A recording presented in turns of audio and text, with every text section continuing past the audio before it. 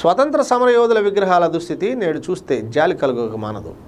పేరుకు మాత్రం సమరయోధులు, కానీ మన అధికారులకు నాయకులకు మాత్రం కనీసం చీమ కుట్టినట్టుగా కూడా ఉండడం లేదు. దేశం కోసం, ప్రజల కోసం తమ ప్రాణాలను, జీవితాలను పణంగా పెట్టిన సమరయోధుల విగ్రహాలకు నిలువ నీడ కూడా లేకుండా పోతోంది. ప్రతి సంవత్సరం సమరయోధుల విగ్రహాలకు పూలమాలలు వేసేందుకు ఊళ్ళూరే నాయకులు కానీ, అధికారులు కానీ వారి విగ్రహాలు మిగిలిన సమయాల్లో ఎలాంటి దుస్థితిలో ఉంటున్నాయో వారికి కనీసం గుర్తుకు కూడా రావడం లేదు.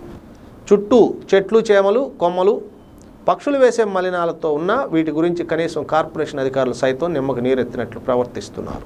సందట్ల సమారాధన అంటూ కొంతమంది చిరు వ్యాపారులు ఈ విగ్రహాలకు తమ వ్యాపారం కోసం బంధనాలను ఏర్పాటు చేసుకుంటున్నా అధికారులు మాత్రం తమకు పట్టనట్లు వ్యవహరిస్తున్నారు.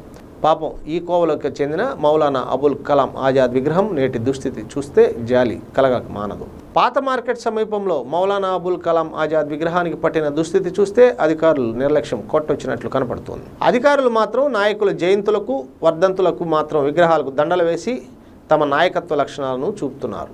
రాజకీయ నాయకులు ఇప్పటికైనా దేశభక్తి చూపాలని అధికారులను, నాయకులను ప్రజలు కోరుతున్నారు.